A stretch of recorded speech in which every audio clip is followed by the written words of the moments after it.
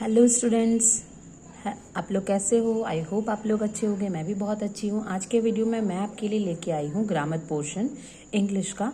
पर ग्रामर बताने से पहले मैं आपको एक नॉर्मल सा सेंटेंस फॉर्मेशन सिखाऊंगी। मेरी आपसे रिक्वेस्ट है कि जो भी आप सीख रहे हो इस वीडियो के थ्रू, आप प्लीज़ अगर आप स्पीड मैच नहीं कर पाते हो तो आप वीडियो को पॉज करके अपने कॉपी में नोट करते जाओ।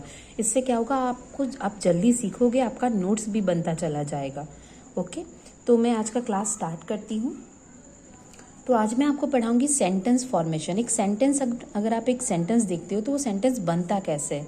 तो सबसे पहले सेंटेंस में क्या आता है? Subject plus verb plus object. तो आप कोई भी सेंटेंस उठा लीजिए, उसमें ये तीन चीज़ तो कंपलसरी रहते हैं। एक सब्जेक्ट, एक वर्ब और एक ऑब्जेक्ट रहता है। इसके अलावा भी रहते हैं प्रीपोजिशन, हेल्पिंग वर्ब, पर उसके बारे में हम बाद में चर्चा करेंगे। पहले इसके बारे में जानते हैं। तो सबसे पहले सब्जेक्ट होता क्या है? सब्जेक्ट वह है जिसके बारे में बात हो रहा हो, उसको हम लोग सब्जेक्ट कहते हैं। कुछ भी, जैसे Ram is a good boy, तो राम के बारे में बात हो रहा है तो राम इज़ अ सब्जेक्ट। अब ऑब्जेक्ट क्या है? तो सब्जेक्ट के बारे में जो बात हो रहा है वो ऑब्जेक्ट है।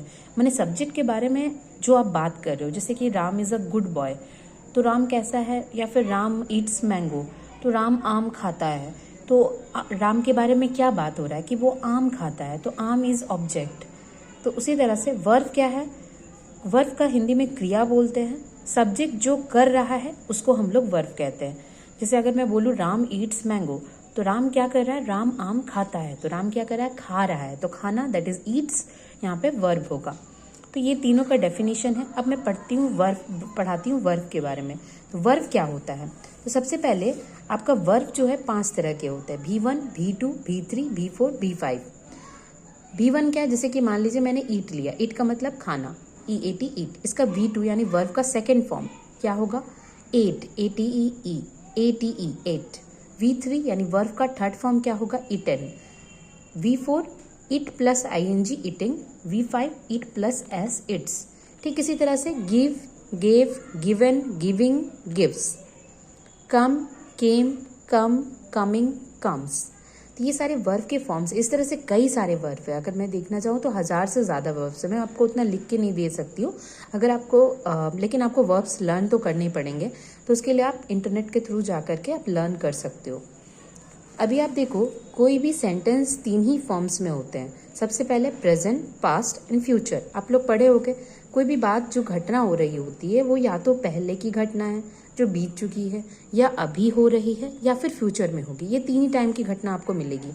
अब ये भी 3 फॉर्म्स में मिलते हैं। इनके 3 ये जो टाइम्स में है, अब इनका सेंस अगर आप समझोगे कि ये 3 सेंस में होते हैं। सबसे पहले कोई सिंपल बात, जैसे ये वो गया, ये मैं आई, मैं खाई, या वो खाया, वो नाचा, वो खेला, वो पिया, कुछ भी आप कर सकते हो। वो सिंपल में आया। कंटिन्यू, जो काम लगातार हो रहा है, जैसे कि मैं पढ़ रही हूँ, मैं पढ़ा रही हूँ, मैं खा रही हूँ, मैं सो रही हूँ, मैं जा रही हूँ, मैं कुछ भी कर रही हूँ। तो जहाँ पे मैं रहा रही वर्ड आया वो कंटिन्यू हो रहा है काम, कंप्लीटेड। कुछ सेंटेंस होते हैं जिसमें काम आपका कंप्लीट हो चुका है, उसके बारे में होते हैं। 3 तरह के ही आपको सेंटेंस मिलेंगे। कंप्लीट हो चुका मतलब जैसे कि मैं खेल चुका हूँ, मैंने खेल लिया है। जरूर नहीं चुका चुकी वर्ड बोले। मैंने अपना काम पूरा कर लिया, हो गया। मैंने ये वीडियो पूरा बना लिया, तो मैंने अपना काम कंप्लीट किया, तो ये कंप्लीटेड फॉर्म में होंगे। ये 3 ही फॉर्म्स में आपको सेंटेंसेस मिलते हैं।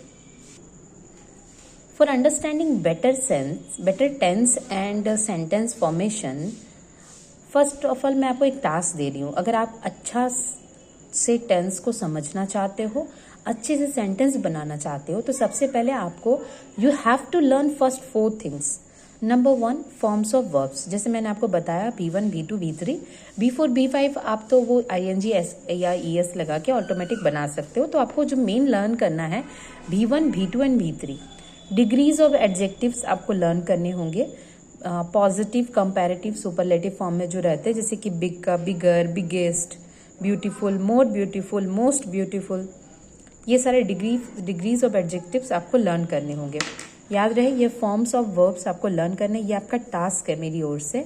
डिग्रीज ऑफ एडजेक्टिव्स लर्न करने हैं आपको। फिक्स प्रीपोजिशंस कुछ है वो लर्न कर लेने। जैसे फिक्स प्रीपोजिशन जो कि मैक्सिमम सेंटेंसेस में यूज होते हैं, जैसे कि on, at, of, in, to, by, for, with etcetera और भी काफ़ी कुछ है।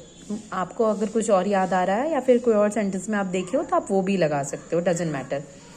इसके अलावा नंबर 4 है फ्रेजल वर्ब, जो आपको लर्न करने हैं, धीरे धीरे लर्न करने। मैं नहीं बोल रही हूँ आज ही आप जाके लर्न कर लो सारे के सारे, नो, आप धीरे धीरे लर्न करो। बिकॉज आप अगर जब आप टेंस सीखोगे, वॉइस सीखोगे, तो आपको नए नए वर्ड्स मिलेंगे, या फिर हिंदी में लिखा रहेगा, आपको इंग्लिश ट्रांसलेट करना, आप समझ नहीं पाओगे इनको कहते क्या है।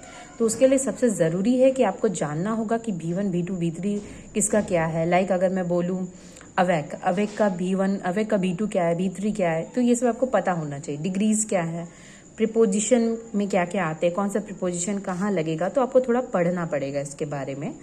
आप अपना कोई भी ग्रामर बुक ऑक्सफोर्ड का उठा के देख सकते हो, उसमें पढ़ सकते हो, या फिर आप इंटरनेट के थ्रू भी पढ़ सकते हो। आजकल इंटरनेट में सब कुछ अवेलेबल है। नेक्स्ट है फ्रेजल वर्ब। फ्रेजल वर्ब भी इंपॉर्टेंट है। मैंने आपको दिखाया था पिछले वीडियो में कि इंग्लिश का जो सिलेबस है उसमें 8 मार्क्स का सिर्फ फ्रेजल वर्ब है, तो आप समझ सकते हो 8 और 6 मार्क्स समथिंग था, फ्रेजल वर्ब था, तो वो आपको आएगा ही आएगा। तो जैसे कि bring out, come around, setup, make out, bring up etcetera, ये सारे वर्ड्स जो है ये फ्रेजल वर्ब है, इनका अपना मीनिंग होता है। और जैसे अब सेटअप हुआ, सेटअप मतलब इस्टेब्लिश करना, ब्रिंग अप मतलब कोई चीज़ को, आई डोंट रिमेम्बर, एक मिनट, या ब्रिंग अप मतलब हो गया पालन पोषण करना, या रियर पालन पोषण करना। कम राउंड हो गया आपके चारों तरफ, इस तरह से ब्रिंग आउट हो गया पब्लिश्ड, प्रकाशित करना। मेक आउट हो गया अंडरस्टैंड, समझना। तो इस तरह से ये सारे वर्ड्स है जो कि अलग ही मीनिंग बताते हैं अपने वर्ड्स का जो मीनिंग। जैसे ब्रिंग का मतलब क्या होता है, लाना, आउट का मतलब बाहर, तो क्या बाहर लाना, नहीं, ब्रिंग आउट मतलब हो गया पब्लिश करना, प्रकाशित करना, एक नया वर्ड आ गया। तो ये आपको याद करना पड़ेगा, तभी आप लिख पाओगे। एग्जाम में आपका ऑप्शंस रहेंगे, पर आपको पता होना चाहिए ना क्या सेट हो रहा है, तब तो आप कर पाओगे। तो ये आपका पूरा टास्क है जो आपको कंप्लीट करके आना है। इसके बाद नेक्स्ट वीडियो में मैं आपको टेंस पढ़ाऊंगी, तब आपको बहुत अच्छे तरीके से समझ में आएगा कि मैं आपको पढ़ाना क्या चाह रही हूँ। ओके, तब तक के लिए बाय बाय।